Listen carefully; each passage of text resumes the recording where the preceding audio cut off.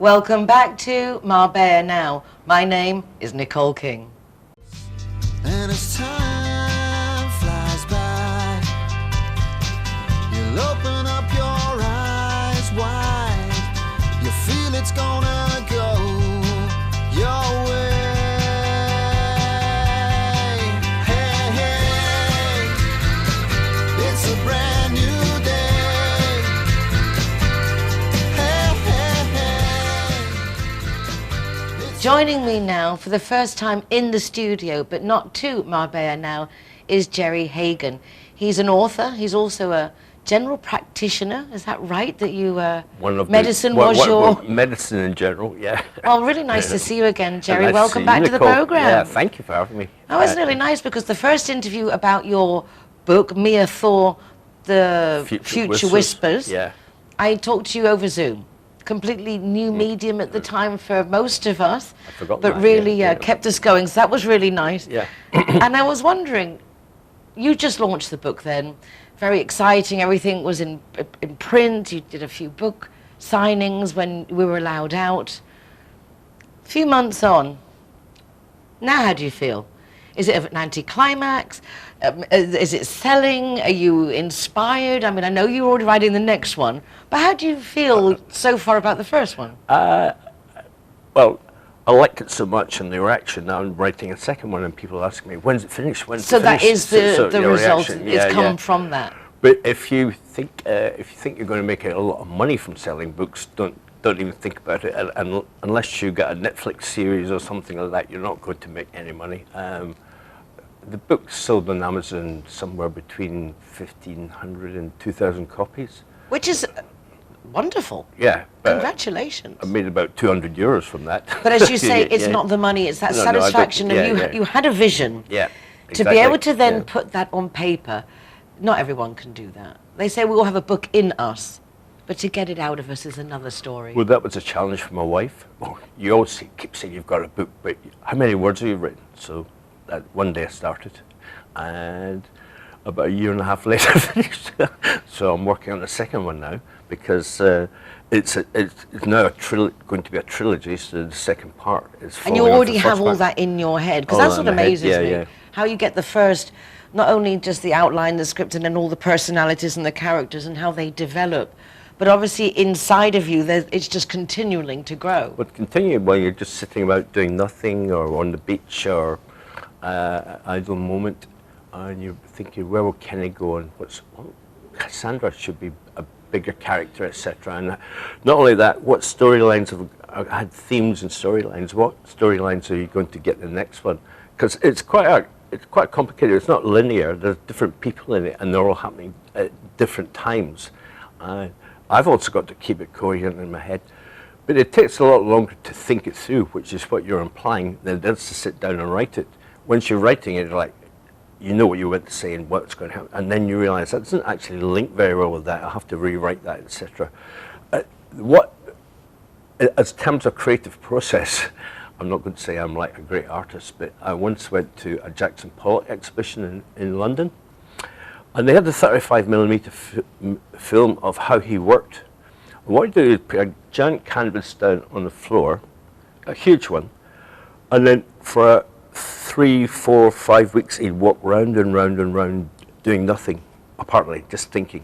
And then one of his friends, "Jackson, for goodness sake, get on with it," and he'd paint it in a day.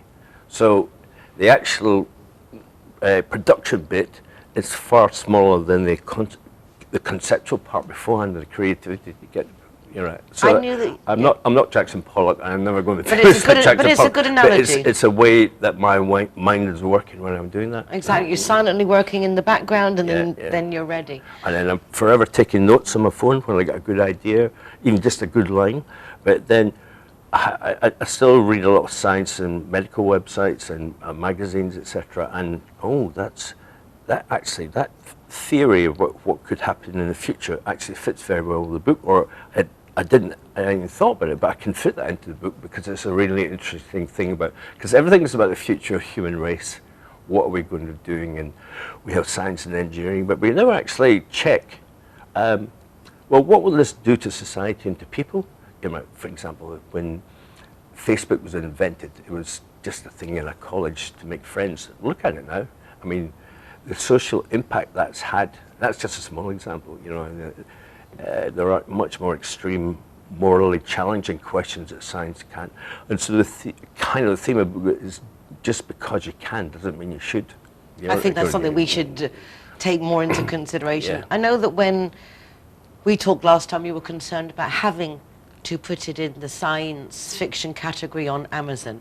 I know that our book, Lucy Chivers, when she did the review and read your book, she was first apprehensive because she's not a sci-fi fan. And yet, as you rightly pointed out, although I had to put it in that category, and of course, some of the concepts do lend itself to that category, it isn't at all. It's actually quite a deep book. Yeah, there's no such thing as philosophy fiction, is there, or whatever, because a lot of it's philosophy fiction, a lot of it's political fiction as well. I'm thinking, like, for example, when you look around the world today, there's still people who are poor and have no education, or very little education.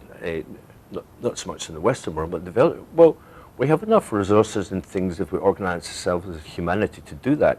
Why haven't we done it? And could we do it in the future? So, I mean, like on the news the other day, talking about South Sudan children because the overseas budget's been cut. Their education, people tend to think of aid as like food aid, but that's just putting a plaster over the problem. The problem is people are not two main problems. Firstly, they don't have the education. Like maybe they get it at primary school, but they're 5 to a desk, and when they get to secondary school, half the boys disappear. And the other problem is that there's no way to create wealth. You need to create wealth to pass on to the next generation. To be, if you don't have wealth passing down the generations, then people can't increase the wealth. It's like, how, if you live in a cave, how are you ever going to create art or science, you know? Not that they live in caves, don't mean it that way. But yeah, I know what you mean. Yeah. Are these philosophy, obviously you feel strongly about where the world is going or where it shouldn't go. Is this reflected in the follow-up novel, the second of the three? Even more so in the second one, yeah. You're being more daring, you're actually going for it more. Yeah, a bit more. Some people might not like the politics it implies. I'm not being political, I'm just saying... Commenting on the facts as they stand at the moment. And eventually it is sorted. I don't want to give the book away, or starts to be sorted out, but it's not actually the human race who do it themselves, they're forced into it. And the line from the outsiders is, at last the meek shall inherit the earth. You know, When do you plan to release the next book, or is it still just very much a work in no, I've got progress? thousands of words in, the chapters in, but it still takes time. And then I'm not a working author, or not even a working writer. I've just come back from golf. I've got golf tomorrow. There's social and I've seen you events already, your beach bar's opened up by you. You've already been there for lunch. It might be another 10 years before the next one. No, I'm hoping it's finished this year, in time for Christmas. Oh, it would be nice to have a There was one thing you Christmas said gift. there about sci-fi. People kept reading it, mainly because they knew me, but they said, this is for sci-fi, for people who don't like sci-fi, you know.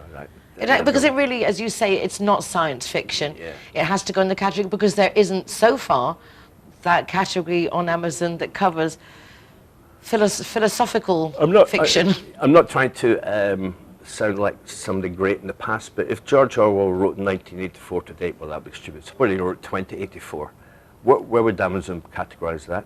They'd put that under science fiction, wouldn't they? There's nowhere else for them to put it. Exactly. That's the way you think. And the other problem with science fiction is often lumped with fantasy. Now, fantasy is great, but it's not what I'm doing. I mean, I love Game of Thrones and things like that. I read fantasy books, I read science fiction books, but I tend to like fantasy on TV. You're or hypothesizing Netflix. more, I would say. It's more hypotheses of what could happen. Everything I'm putting in that, it's scientifically and technically as possible. We may not ever achieve it, but at least it's possible. I'm not doing fantasy. Or we might not know that it's already been achieved because it's been kept from us. The US or China have already got secret underground caverns developing all this. So Who knows? I just made that up. read the next book, Yeah. read the first book, and then we'll Yeah. wait for the Well, trilogy. that's an idea. Can I take notes? Yeah, please get your phone out. So your book is available on Amazon. Also, I imagine, do you have some that if people want to get in contact with you, because people might want to interview you or get the personally signed, have you got any book signings coming up now that people are out again? No, I hadn't planned any. It's a good idea. Okay. But, Dr. Rachel, please, can you set a date for us to come and push the book? yeah. So the next book, Mia Thaw, The Future Whispers. Mia Thaw is an anagram of what am I? So it's making you think, what am I? Because, well, it's making the characters of the book think, what am I? Because of what's happened to them. Suddenly, you think, people think, why am I? Or who am I? They don't actually think very often, what am I? You know, and so in the book, there's a main character in the first book is Kenny McLean. And at the end of the book, there's actually 4 Kenny McLeans in different formats, which is scientifically possible. Well, no, I mean, there's so much talk now about the quantum physics, parallel universes, and everything else is actually more, Yeah. there's more out there than one would like to think, perhaps. And There's a line in science fiction writing is if you don't know how to explain something, just say it's quantum mechanics or quantum physics. Or quantum physics. And yeah, like, oh, I did that. Shouldn't be possible, but we think it is. Yeah, it might be. Well, who would have thought that the GP Black would be holes, writing books folding space-time, that sort of thing. and Travel being across so a engaging? galaxy, yeah. But it is interesting to see, in the sense they say, if you can imagine it, it can materialize. Yeah. It is the first initiation of the reality is the thought.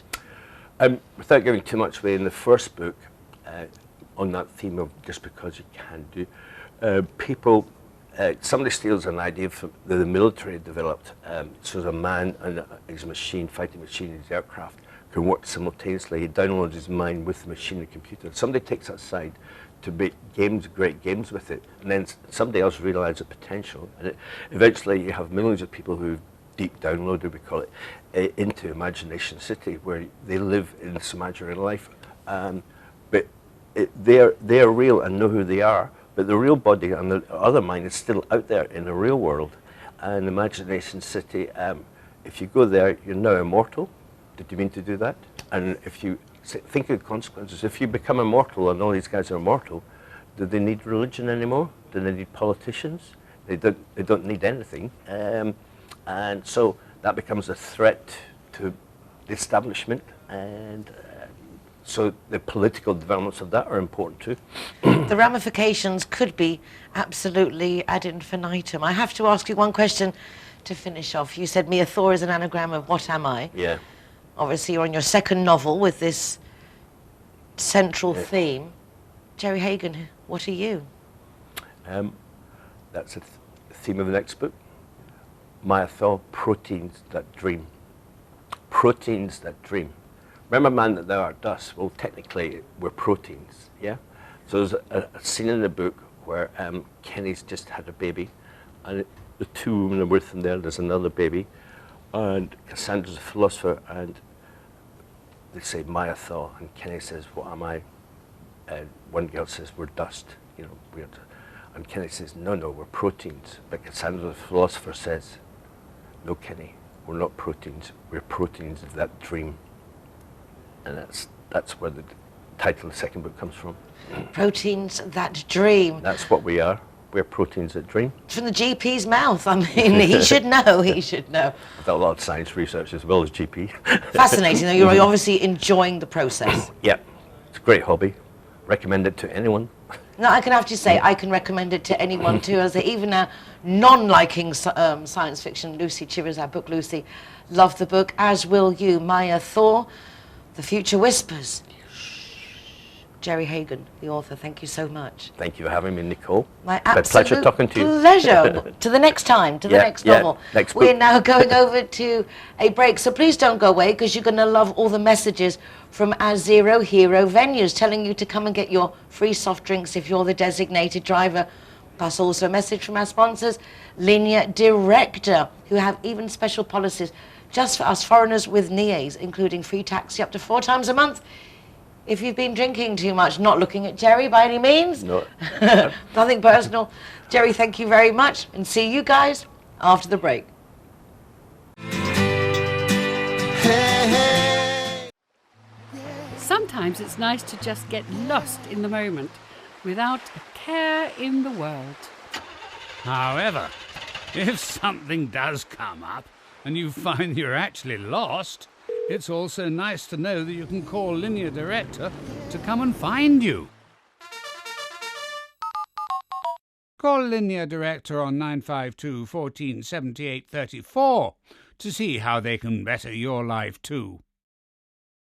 Alright guys, so I'm the designated driver tonight, so I'm going to choose the ZeroHero place. So all of my soft drinks are for free.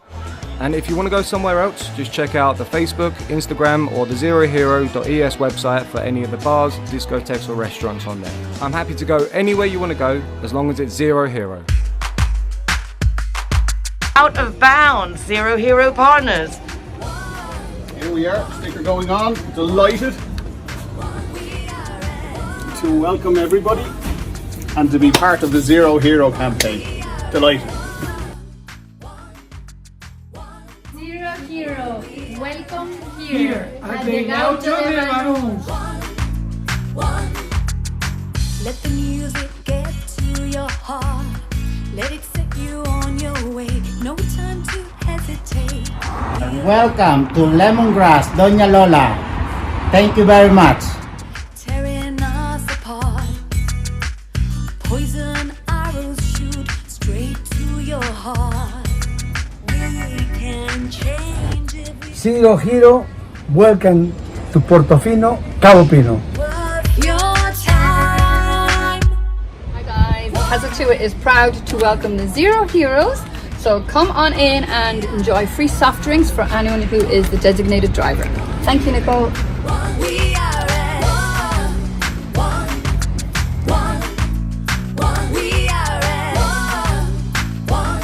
Everyone that comes and wants to join our ZeroHero association, they will have free non-alcoholic drinks at our venue at any time.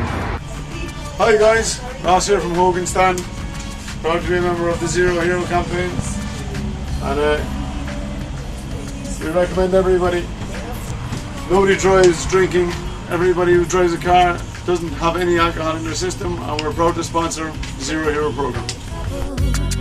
tearing us apart.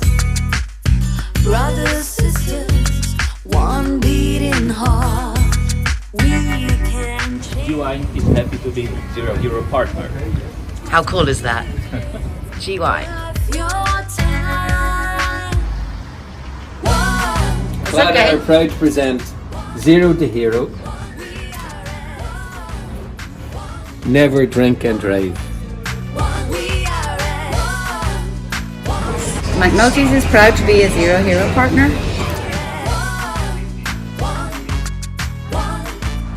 So here we are at Everest. Very cool. Yeah. Stickers going up.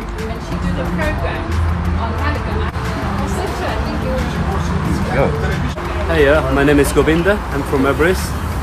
Welcome to ZeroHero, to Everest Fusion, to enjoy your cocktails, drinks, and happy hour as well. And food, of course, is delicious. Thank you.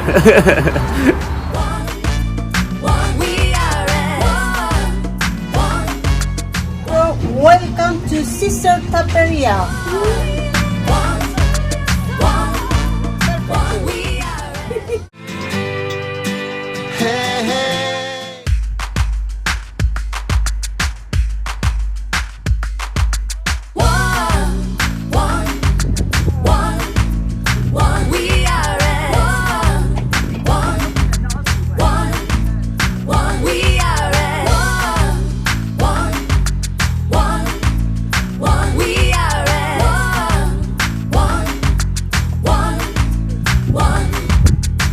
Let the music get to your heart.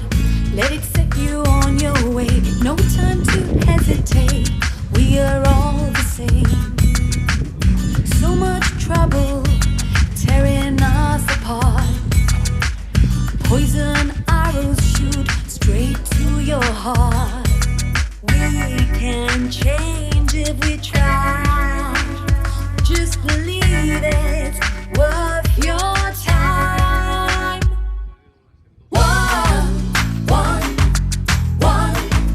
One, we are at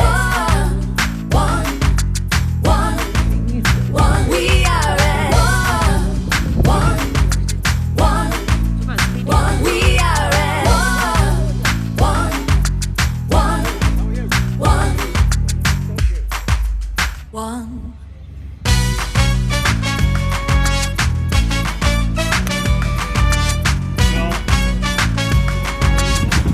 And he's off again. Let the feeling into your soul. David! Let it set you on your way. No need to hesitate. Time to make a change. There'll be no trouble tearing us apart. Brothers, sisters, one beating heart. We can change if we try. Just believe it's worth your time. One,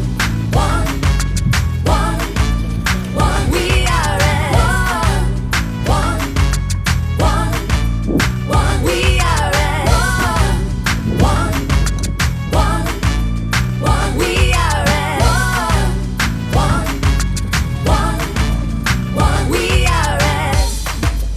one.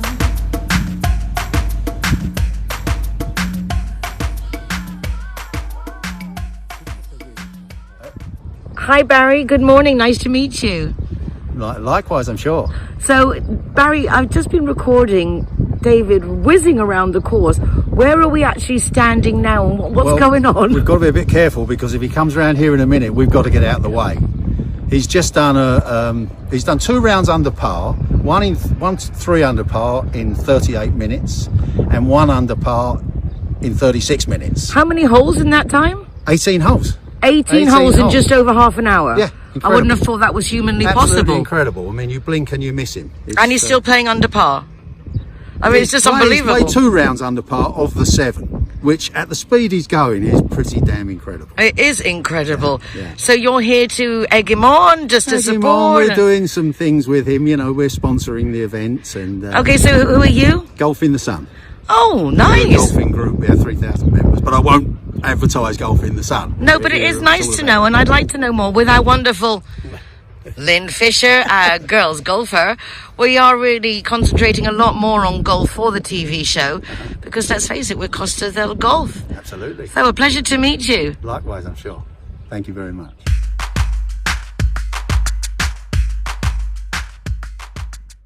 Good morning, Win. Lynn's told me that you are David Steele's right-hand man, organising and helping him through this 18 holes in 18 hours. Is that the idea? 18 holes in 14 hours is the plan. 18 holes in 14 hours. Is the plan. Daylight hours from 7 o'clock this morning till 9 o'clock this evening. I can't believe he's already done 7 rounds. Yeah, it's pretty rapid. We've got it slick. We've got a great team. We've been training. We've had 2 or 3 training days. And we've set the course up so we can be pretty quick and pretty speedy, and it's going pretty good so far. And the young man driving the golf buggy, was he chosen specifically for his rally abilities? Because they're whipping around this course. The current driver out on the course at the moment is a nephew of David's, and he did the last one David did 20 years ago, so he knows his stuff. And the rest of the team, 3 of us are ex-Royal Air Force, and the one young lad is the caddy master from San Roque, and he's pretty rapid. He gets round pretty quick. So what is your mission in life apart from supporting David? I have my business here in Spain. I've been here 20 years. What are you doing? I do reverse selling. I buy insolvency work, debt on properties. Oh, interesting. On the coast, or a little tricky on the coast for some people at the moment. So we negotiate with the banks to help people out. That is just fabulous. I'd like to know more about that because you're right, there are so many people suffering. But that's basically why David's here today, helping others. Yes, very much so. And how's the I was going to say in Spanish, recaudación, how is it going with raising the funds? We're going pretty good. We had a very successful evening on Saturday with Mr. Eddie Polland and Mr. Manuel Pinheiro, who most people know. And we raised 3,000 euros on Saturday evening.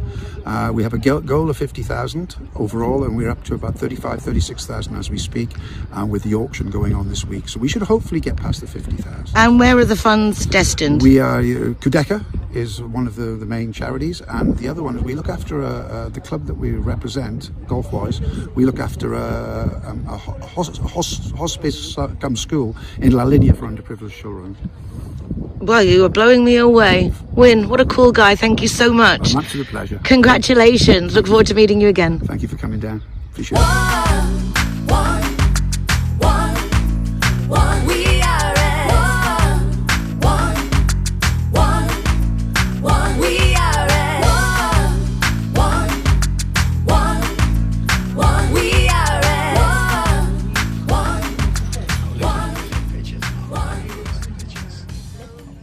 Gerry, you are also responsible for the auction to raise funds for David's charity, is that right? Yes, correct. Yeah, there's lots of fantastic lots that are available.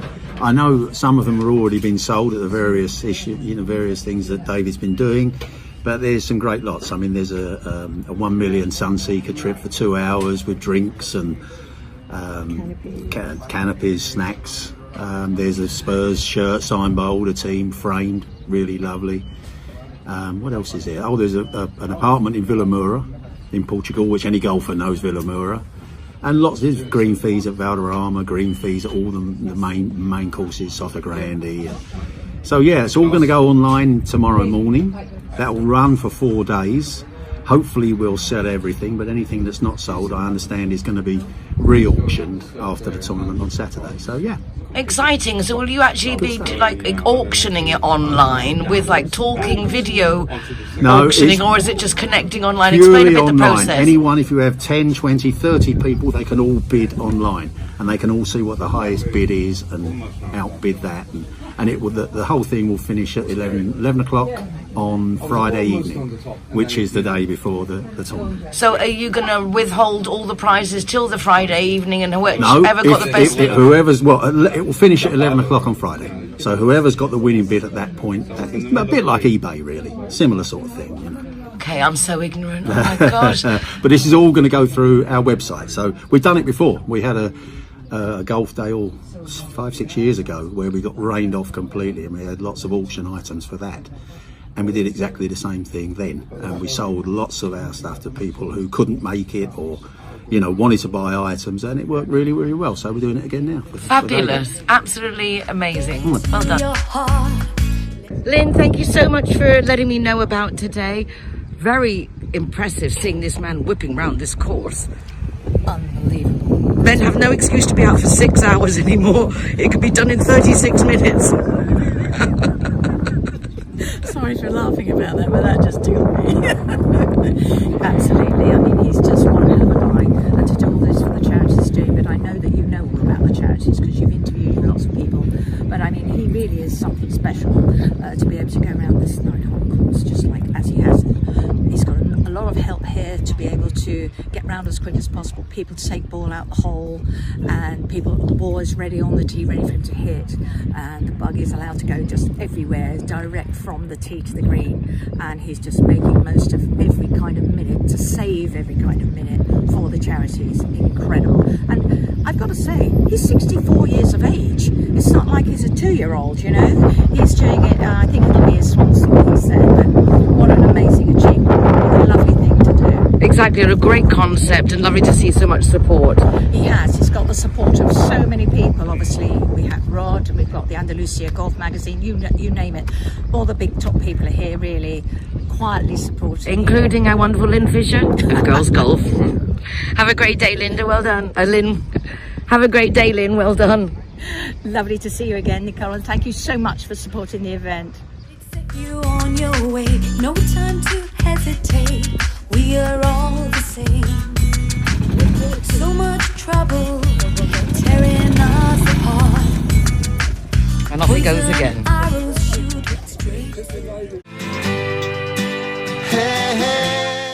That's it for today. Thank you for joining me once again to know more about what's going on in Marbella now.